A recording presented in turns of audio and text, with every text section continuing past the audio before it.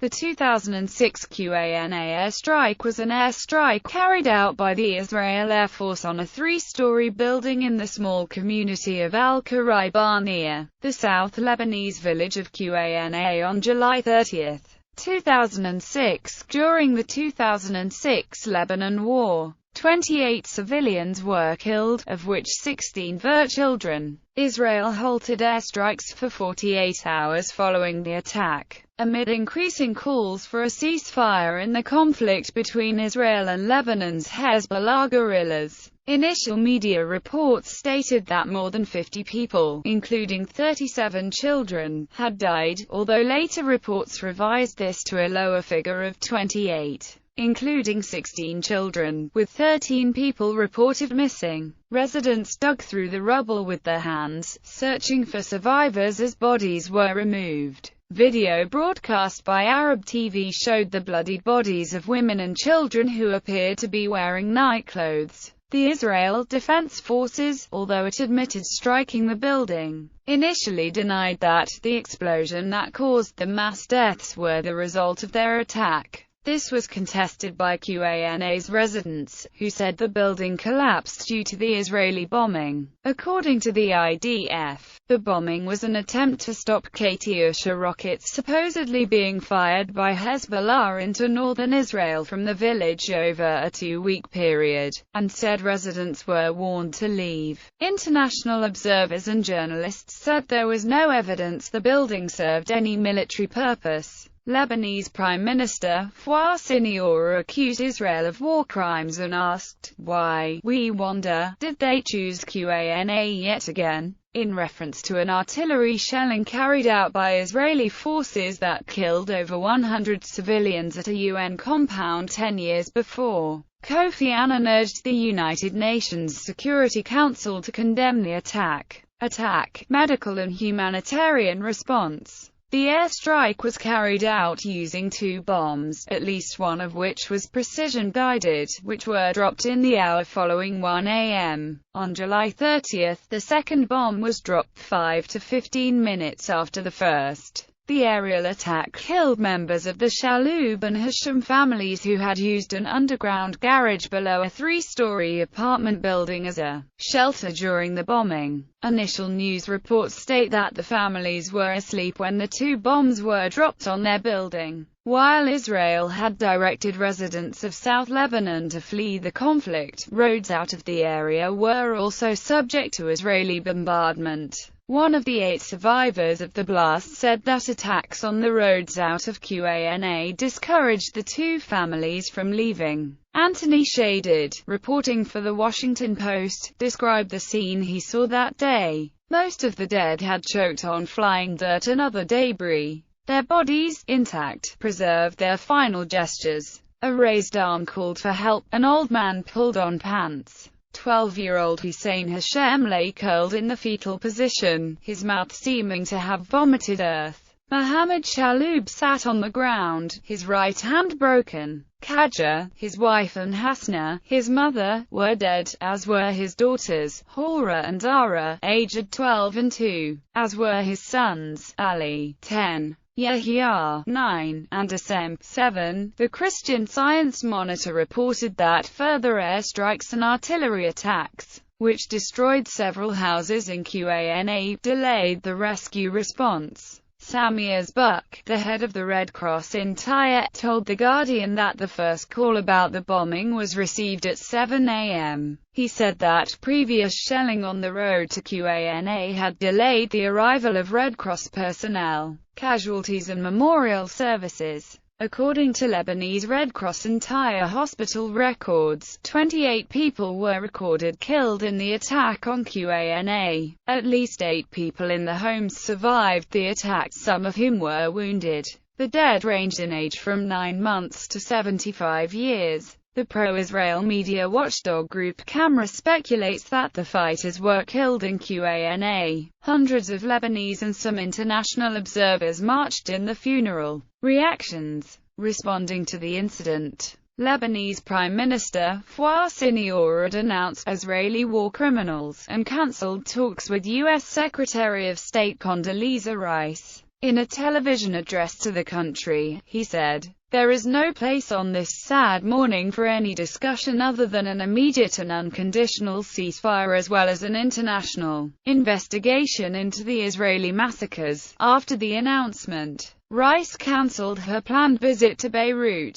Prime Minister Siniour appealed to the UN Security Council for an emergency session, which held consultations on July 30, 2006. In a statement, the Security Council expressed the world body's extreme shock and distress at the Qana bombing and offered its condolences for the deaths. The airstrike on Qana threatened to derail work toward a resolution in the 19-day conflict between Israel and Lebanon-based Hezbollah guerrillas. In Beirut, outrage over the attack sparked violent protest at a UN office, with protesters using rocks, boards and poles to break into the building. In Gaza, Palestinian security forces had to eject about 2,000 demonstrators who had stormed the UN compound there in protest against the Qana attack. In Israel, thousands joined in protests on July 30, most of them in the Arab village of al-Fam. The Association for Civil Rights in Israel called for state commission of inquiry into a blatant violation of two basic principles of humanitarian law and international criminal law. International reaction: the Qana airstrike was condemned by several countries and non-governmental organizations, as well as resulting in public demonstrations in a number of countries in the Middle East and elsewhere. On July 31, in response to global criticism, Israel agreed to suspend airstrikes over southern Lebanon for up to 48 hours, which would allow for further civilian evacuations from the area, as well as investigation of the incident, but said it would not refrain from responding to allegedly imminent threats. During that time, Hezbollah also halted cross-border rocket fire into Israel. The International Committee of the Red Cross said in a July 30 statement on the IDF's attack on Qana, issuing advance warning to the civilian population of impending attacks in no way relieves a warring party of its obligations under the rules and principles of international humanitarian law. It also called for a distinction to be drawn at all times between civilians and civilian objects on the one hand, and military objectives on the other. All necessary precautions must be taken to spare civilian life and objects and to ensure that the wounded have access to medical facilities. Red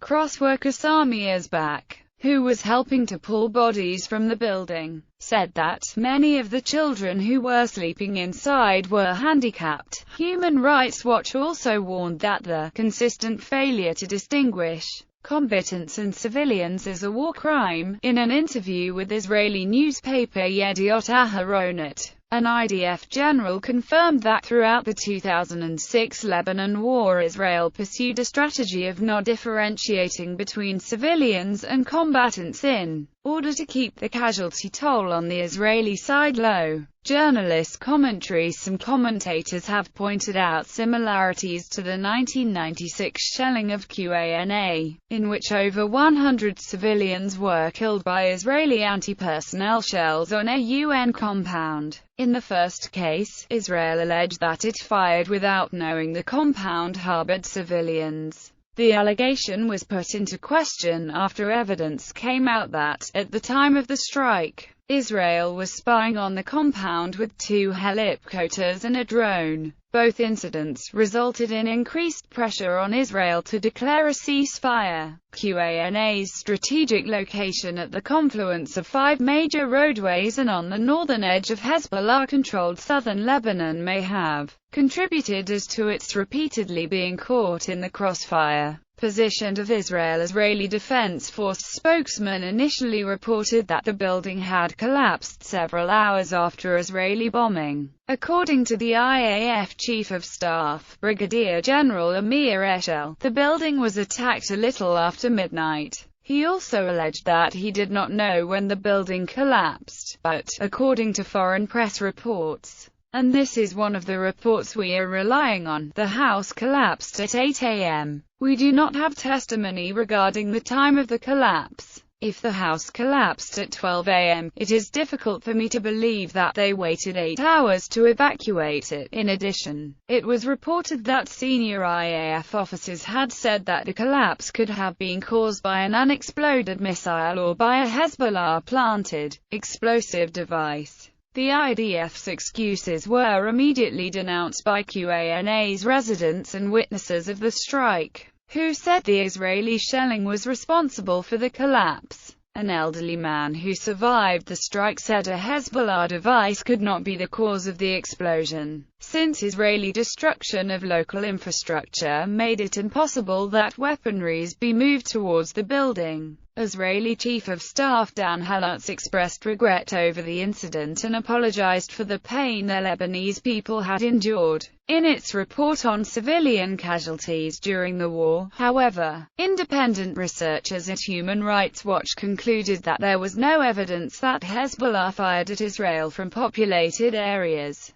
The Christian Science Monitor likewise found Hezbollah fighters launched their rockets at Israel from unpopulated areas that they declared no-go zones to Lebanese civilians. Witnesses of the strike denied Hezbollah fighters were present near the compound at the time Israel shelled it. But Israel's ambassador to the United Nations Dan Gillerman initially accused Hezbollah of being responsible for the civilian deaths. Israel has beseeched and asked repeatedly for the residents of Qana to leave. I would not be surprised if the Hezbollah made them stay, according to Human Rights Watch. Though many civilians in South Lebanon refused to abandon their homes and act on the IDF's warnings, many others were unable to flee due to crumbled infrastructure. Israel singled out much of Lebanese civilian infrastructure for destruction throughout the war, and at the end of the conflict the damage was estimated to top $2.5 billion. Clearly, we did not know the civilians were in the way, said IDF spokesman Jacob Dalal, who added that Israel was exercising its right to defend itself with its campaign of air strikes. Israel reserved the right to take action against targets preparing attacks against it during the 48-hour period, an Israeli official said. Other officials called the attack a tragic mistake. Israel also arranged with UN officials to allow safe passage for 24 hours so residents of southern Lebanon can flee the region. The official confirmed an earlier announcement by U.S. State Department spokesman Adam Erely, who said the bombing halt should significantly speed and improve the flow of humanitarian aid. A high-ranking IAF officer said on July 31 that the IDF had targeted the village since July 28, when it struck 10 targets there, and that the building that was hit on July 30 was chosen as a target after Israeli intelligence indicated that Hezbollah soldiers along with Katyusha rockets and launches were hidden inside.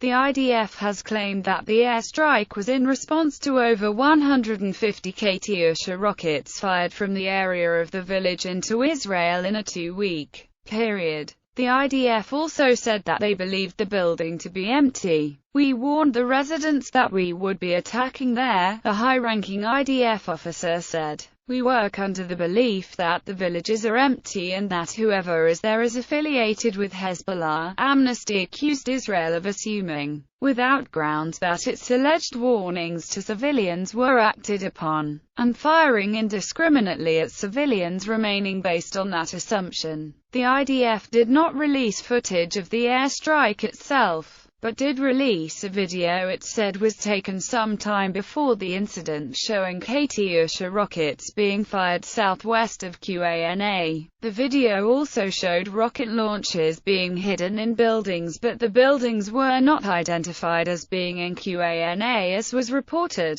On August 6, a BBC News reported that in a second attack in Qana, the IDF destroyed the Hezbollah rocket launches in the village used against targets in Haifa, Israel. Timeline of events. According to IDF accounts, have differed regarding the timing of events at Qana. According to reports of the incident, The Israeli Defense Forces identified a building in the hamlet of al-Khuraybah just north of Qana as a Hezbollah hideout, weapons store. Around 1:15 a.m. on July 30, 2006, the Israel Air Force bombed the building in al-Khuraybah. At least part of the building collapsed instantly, killing at least several young children who were sheltering inside. Following the initial strike, some of the people in the building exited in an attempt to survey the damage. Within 10 minutes, a second IDF airstrike hit the building, causing the walls to collapse on the residents who did not vacate, killing them in the process. Allegations of a hoax and of staging following the attack. Commentary in Israeli newspapers like Haaretz, Shiva asserted that the loss of life reported during the Qana attack was brought about by Hezbollah fighters themselves, in order to generate anti-Israel sympathy.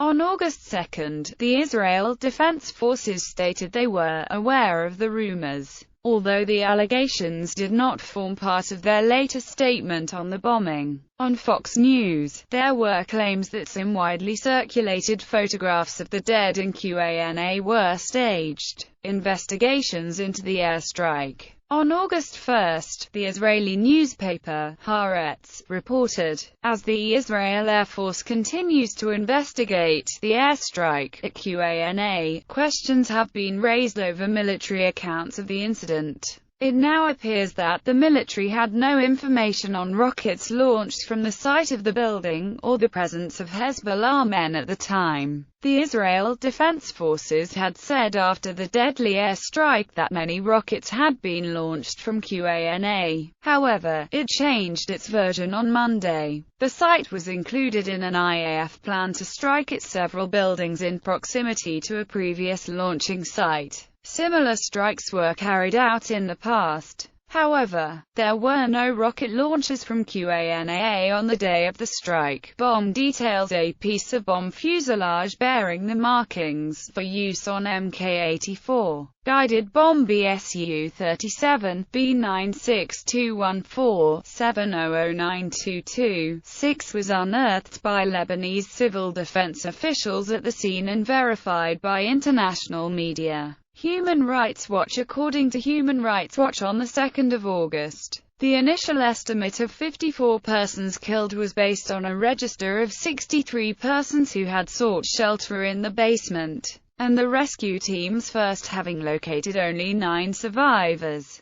However, it was later established that 22 had escaped the basement and that 28 bodies had been recovered, of whom 16 were children. There were still 13 people missing, and locals feared they were buried in the rubble. Human Rights Watch also added that its own researchers, who visited Qana on July 31, the day after the attack, did not find any destroyed military equipment in or near the house. They reported. Similarly, none of the dozens of international journalists, rescue workers and international observers who visited Qana on July 30 and 31 reported seeing any evidence of Hezbollah military presence in or around the home. Rescue workers recovered no bodies of apparent Hezbollah fighters from inside or near the building. Idf Investigation. On August 2, the IDF concluded its investigation into the attack on Qana. The report was not released to the public but was presented to IDF Chief of Staff Dan Halutz and Defense Minister Amir Peretz.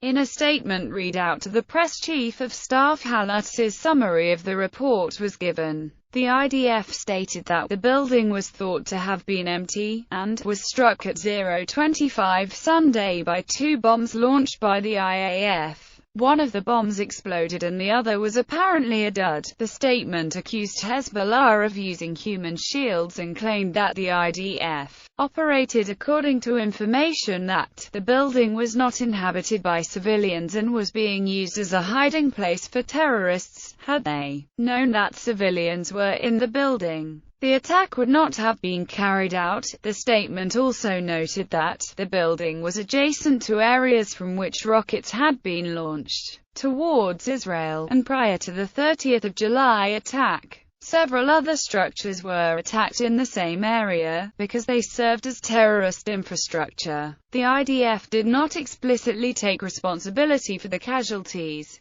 but Halatz was quoted as saying that he expressed his sorrow for the deaths of civilians, among them children, in the incident in Qana. Amnesty International responded by describing the inquiry as flawed and a whitewash, and called for an independent inquiry which has the capacity to cross borders and talk to survivors of the attack as well as to the forces involved. Human Rights Watch likewise called for an independent international inquiry, saying that the IDF's report did not explain the attack, that it in effect raised more questions than it answered, and that contradicted eyewitness accounts of the timing, which denied legitimate military targets were around the building. August 6 attack. On August 6, the IDF announced that a missile launcher located in the area of Qana, which had fired rockets into Haifa, was later destroyed in an Israeli airstrike. As part of the announcement, the IDF released a video of the launcher which showed 3 rocket launches in an area the video described as between Qana and Zidkin. This area is a large uninhabited area to the southwest of Qana.